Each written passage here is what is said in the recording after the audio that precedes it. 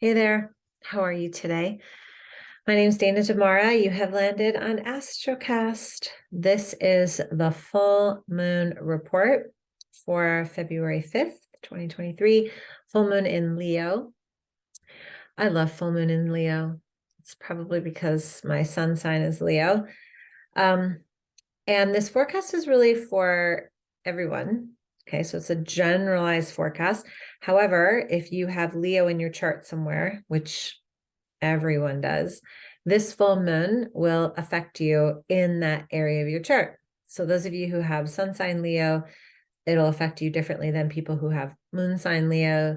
It'll affect you differently than people who have rising Leo. And then it'll affect, most likely, a space in your chart where Leo sits. So if you don't know where that is, you can go to myastrocast.com and you'll get a bunch of emails that'll tell you exactly how to figure that out. Or you can email me and I can read your chart for you. Either way, everyone has Leo in your chart, and the full moon falls on February 5th at 10:30 a.m. Pacific Standard Time. So I'm going to share my screen with you and share this picture of this beautiful full moon. I literally just finished recording the report for the week, and the energy of this full moon is just absolutely beautiful. I'm actually going to put my glasses on this time because there's a lot to talk about. And I did the last report without them on and it was great, but I just can see so much better with them. Okay, so full moons happen when the sun and the moon are exactly opposite one another. So if you look at the sun, it's up here, it's sitting in Aquarius, and then you draw that straight line down and it goes to Leo, that's the moon. Now, this is the fifth full moon in a row at 16 degrees. So 6 plus 1 is 7.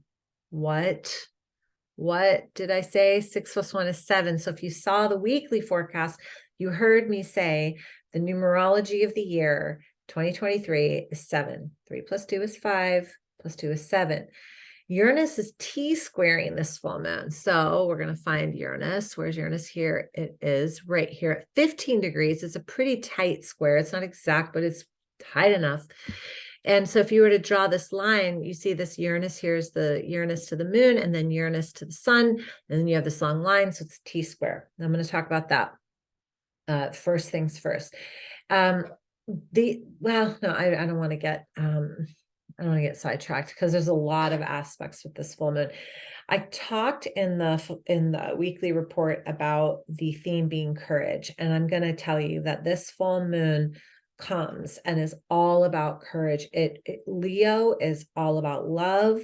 Leo is all about admiration, adoration, inspiration, heart chakra vibration. Like that is Leo.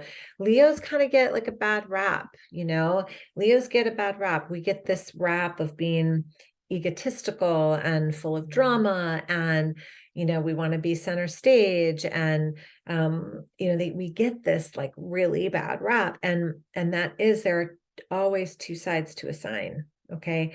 And so that would be, say, like the negative charge or the dark charge. Don't think negative is bad, right?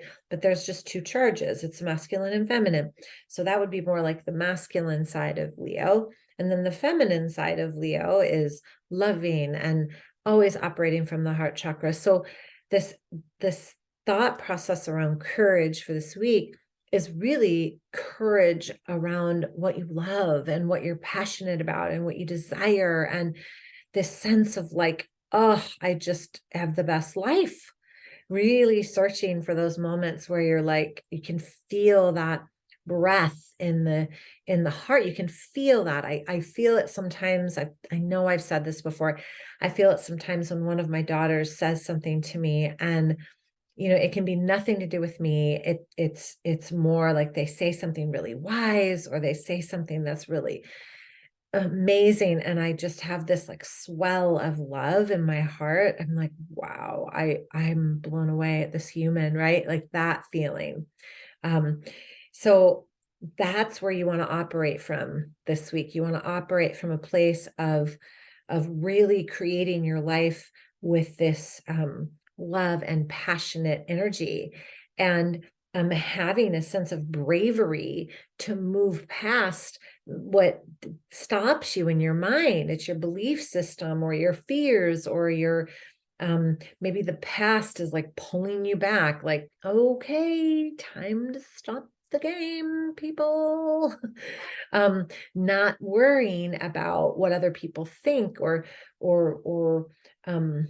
what you're leaving behind, because what you're moving to is in this higher vibratory frequency. Now, let's remember, regardless of the full moon, regardless of where the planets are, when we go through a shift like this in our life, whatever quadrant or whatever section of our life this is happening in, right? Career, home, relationship, wherever it's happening, remember to do this and work in those realms of compassion and groundedness and joy and gratitude, right? Like, we don't want to slam the door on something and just go, good riddance. That's not going to do anything good, because you're taking that energy vibe with you, right? You want to move forward into the shift with, oh my gosh, that was amazing. That relationship, that job, that energy, that whatever, that was beautiful. And now I'm moving here, right? And so this idea of having being open to a shift is another big piece, and that comes from that square to Uranus. Okay, 16 degrees, full moon, sun, 16. 6 + 1, 7, change. Uranus is the planet of change, of shifting, of philosophy. It's 2. Okay, then what did I say? I don't even remember. Oh, 2023. 2023. It's the 7, numerology of the year. So have courage to sit in the shifts. There's an F in there. Sit in the shifts and say to yourself, okay, I totally trust that this is happening for my highest and best good. Because I talked about this before, like, what do we do when change starts to happen? We constrict, we hold, we grasp, we try to keep things a certain way, and then we're like being dragged, right? Don't do that. Have courage to step over the threshold. I'm going to share my screen because I'm getting excited watching myself talk. It's like, it is very exciting. I'm riling myself up here. Okay, so let's see. It feels important to not just skim the surface. Absolutely. Have the courage to own the dimensions of who you are, to own the depth of who you are, to own all those pieces, and just be like, I'm so ready to shine this light. Something I do want to talk about, I think I have it written in here. I do. It's Saturn. One thing I want to say before I go into the other aspects is Saturn, which is right here. You can see it. It's at 26 degrees Aquarius. Now, Saturn is going to be one of those planets that moves out of its sign. It changes signs this year. Saturn is about accountability. And when Saturn leaves a sign, okay, leaves a section, shifts on your chart, like moves, is maybe sitting on where Saturn was before, when you're right smack dab in the middle of your Saturn return. And then as it moves, it always leaves a gift. So this in particular transit is really about taking responsibility for your past, taking responsibility. It's bringing you a sense of accountability and saying, okay, this last however many years that Saturn's been in Aquarius, this however many years I've been going through this transition in my life, I am now going to make something special out of that. I'm now going to find the pearl, like Kali would say. Kali Ma, the faces of Kali Ma are really, understanding that when disruption happens in our lives, we are supposed to find that pearl. We want to find that sense of a gift, right? And then in that gift, what we see is really the quality of who we are. Like, what am I? What did I learn? What did I go through? Right. And I would meditate on this, because Saturn will leave Aquarius on March 27th of 2023. It's a big deal. And so I'm going to now rewind, and I'm going to talk about these changes, right? So now we have this whole T square to Uranus. Well, T squared to Uranus means that there's going to be some changes happening in your life in order to meet that energy that we're shifting into. And that's individually and collectively. My advice, or my invitation rather, is to stay in your own lane and just be focused on what's happening in your own life, because there's going to be shifts in the world, but I want you to pay attention to what's happening in your life. Okay. And with Leo, the biggest thing you can do is pay attention to your own heart. Like, what do I love? How does this feel? Am I expanding? Am I contracting? What's really happening here? Be focused. Okay. Say yes to a new path. When something's coming up for you, have that courage to say, now's the time. I don't know how, but now's the time. And I just did I just have to bring this up. I just did a 5-day thing with Tony Robbins, and it was just amazing. I do it every year. He blows my mind. He's same thing. I used to wash this man's boat and years ago, and he's always been so inspiring. But he said on the last day, and this is so powerful, where are you now? Where do you want to be? What that gap that's in the middle, that's your why. It's not a spreadsheet. It's not a thought process.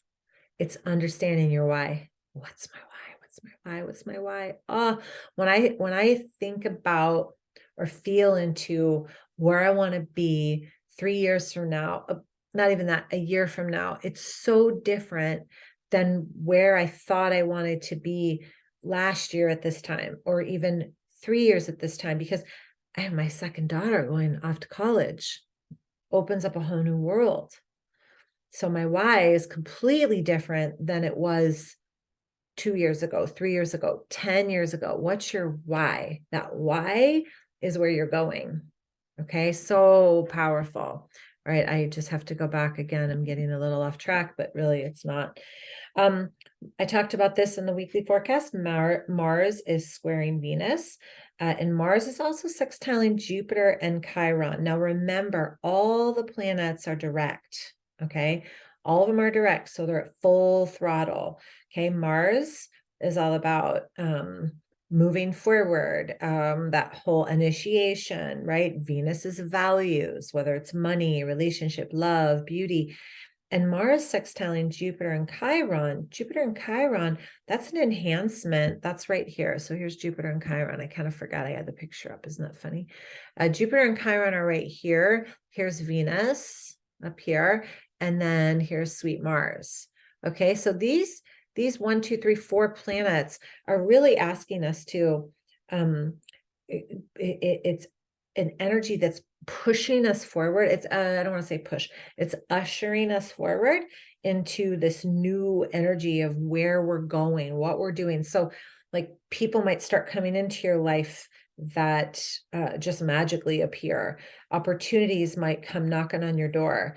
You might feel this sense of like, okay, it's time to do the thing. Like, I know what I'm doing with this energy. I'm not even going to say it out loud. I'm not going to share it with anybody because I know what it is and I'm so excited, but it's going to take a little bit of courage for me to get up the bravery to do it. So find that energy, that thing that you've wanted to get to, and know that this is the week, this is the energy to really follow through. But please remember, it's got to come from your heart. It's got to come from your heart. If it doesn't come from your heart, it's not going to work.